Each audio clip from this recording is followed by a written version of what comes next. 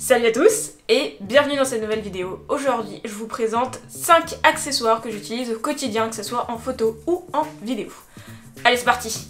Ah, au fait, si tu restes bien jusqu'à la fin de la vidéo, tu auras peut-être un bonus. Je sais pas, je dis ça, je dis rien, voilà, tu verras bien. En fait, si ces petits accessoires t'intéressent, tu trouveras à chaque fois un lien affilié vers Amazon ou un autre vendeur. Donc pour t'expliquer vite fait un lien affilié, toi, ça ne change strictement rien pour toi. Mais tu participes un petit peu à aider la chaîne. Voilà, il y a une petite commission qui m'est reversée, mais pour toi, ça ne change rien. Voilà, je te laisse avec la vidéo.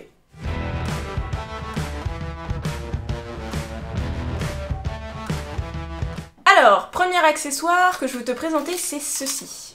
Est-ce que tu sais ce que c'est que ceci? Est-ce que tu sais surtout ce qu'il contient?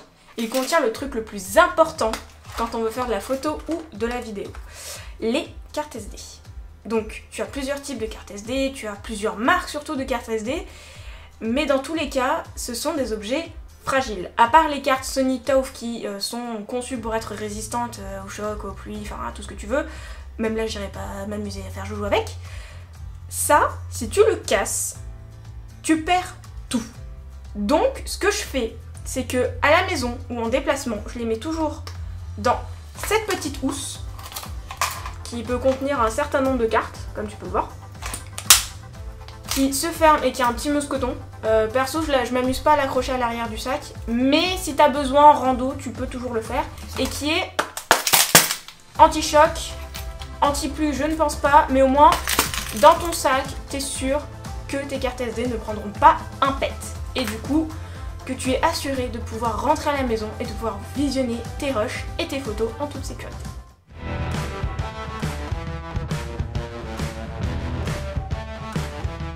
Accessoire numéro 2, c'est une petite torche LED de la marque Litra. Donc c'est la même marque que je t'ai présentée avec la Litra Pro, vidéo quelque part par là, qui me permet de déboucher des ombres, de même éclairer mon chemin quand il fait noir. Et tu vas voir, elle envoie pas mal du pâté. Donc tu as 3 niveaux d'intensité de lumière et un niveau qui fait des flashs. Je sais pas pourquoi, mais à la limite, quand tu es dans la forêt dans la nuit, pour t'envoyer des flashs avec ton collègue pour faire une photo de la Voie lactée, bah ça peut être pas mal de pouvoir situer ton pote quoi. Donc voilà. Et si tu veux voir comment elle m'éclaire, voilà, à bout de bras, niveau 1, niveau 2 et niveau 3. Donc ça envoie pas mal du pâté, hein. Elle est bien puissante.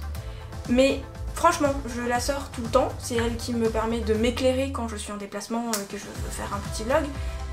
Mais vraiment, c'est un petit truc, tu vois, genre en termes de taille de main, je fais ma youtubeuse beauté, hein. En termes de taille de main, c'est tout petit, ça passe dans la poche, ça passe dans le sac, ça coûte pas très cher et bah, c'est de l'excellente qualité et ça ne se pète pas. Et ça évite de sortir la lumière qui coûte cher à l'extérieur. Voilà. Allez, on passe à la suite.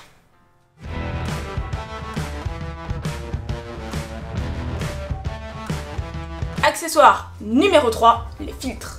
Donc je te le disais dans plusieurs vidéos, dans la vidéo sur les filtres et la vidéo sur mes nouveaux filtres de la marque Gob, les filtres c'est hyper important, surtout les filtres UV.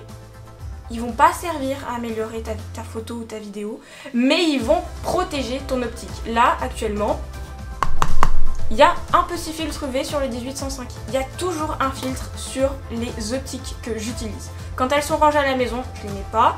Mais quand je les utilise, que ce soit là en vidéo, alors que c'est un environnement sécuritaire, normalement il ne peut rien se passer, même si j'ai failli tomber il y a 5 minutes, ou à l'extérieur, je mets un filtre. C'est des filtres qui coûtent pas cher les filtres UV, mais franchement, ça peut te sauver.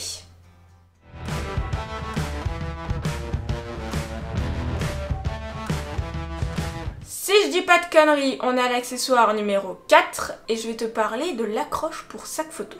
Donc, sur mon sac photo, à l'heure actuelle, il y a ce petit truc qui est une accroche de la marque Peak Design qui permet de fixer ton appareil photo dessus. Donc, quand tu es en sortie, en extérieur ou quoi que ce soit et que tu veux faire plusieurs photos dans la même journée, et que ça te saoule de sortir ton appareil photo, de rentrer ton appareil photo, de sortir, de rentrer, de sortir, de rentrer, de sortir, de rentrer. Tu le fixes là-dessus et il ne bougera pas.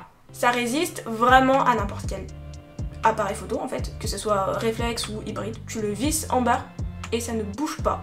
Je l'ai fait à New York, j'avais l'A7R2 et le Tamron débouchés Et sans filtre, oui je sais, je suis une grosse malade.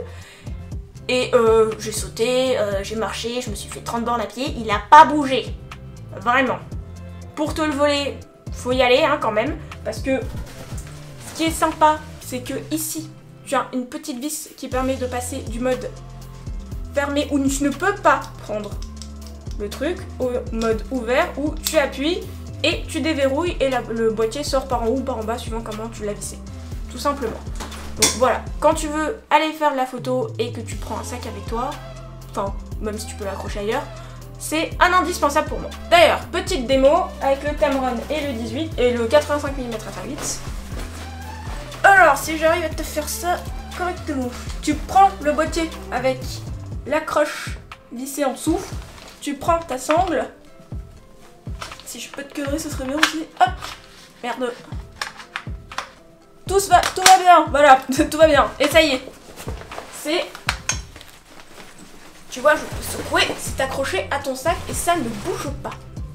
Donc voilà, l'accroche Peak Design pour sac à dos, un très bon investissement.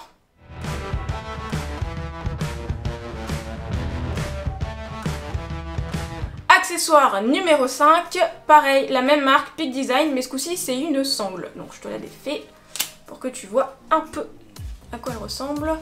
Donc c'est une sangle, moi je l'ai pris en grise, hein, mais je crois que tu as d'autres couleurs, qui passe un peu partout et qui fonctionne avec des petites accroches. Je reprends la Star 2 et je te montre.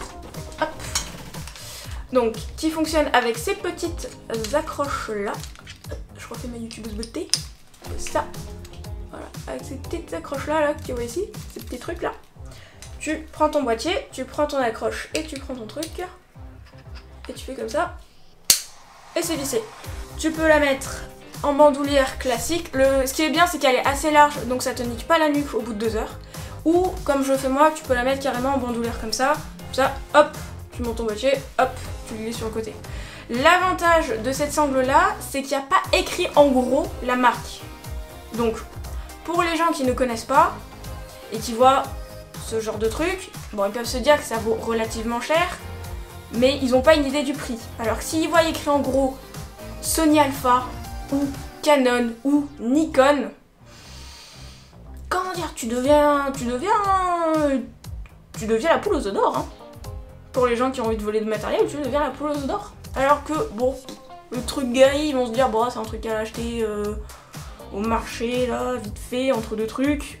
Ce qu'il y a là dans les mains, ça vaut pas très cher. Alors que ce qu'il y a ici, c'est la 7R2 quand même, hein. Donc voilà, c'est une petite sangle qui est hyper pratique et met bien le poids un peu partout sur sur tes épaules et autour de ton cou. Donc tu n'auras pas trop mal avec. Elle est pratique, tu peux régler la hauteur, donc assez facilement. Tu as le petit système d'accroche qui fait que t'en as marre, tu veux l'enlever autour de ton cou pour faire des plans de ton boîtier ou quoi. Hop, tu dévisses, tu enlèves un côté, hop, tu dévisses ici aussi et c'est fait. En 2 secondes, tu as libéré ton boîtier.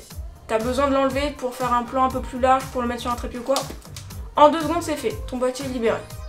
Donc voilà, là aussi, Peak Design, super investissement.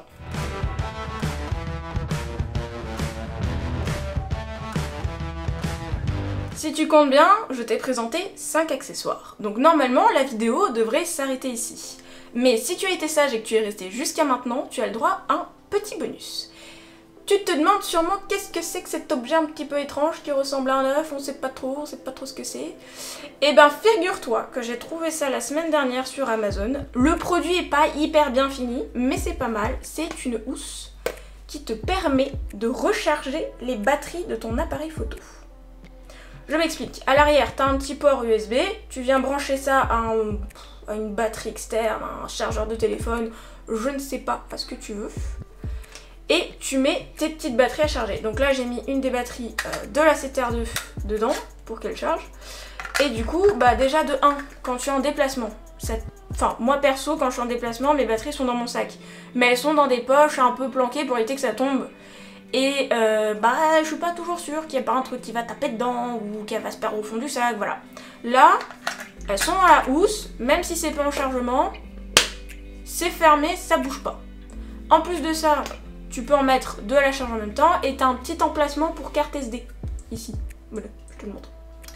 Donc pour un petit tournage, une petite sortie photo, un truc comme ça qui va te prendre la journée, tu mets ça dans ton sac. Si t'as peur que ta batterie elle se vide, bah t'en as deux, tu les mets une dans ton boîtier chargé et une ici en charge.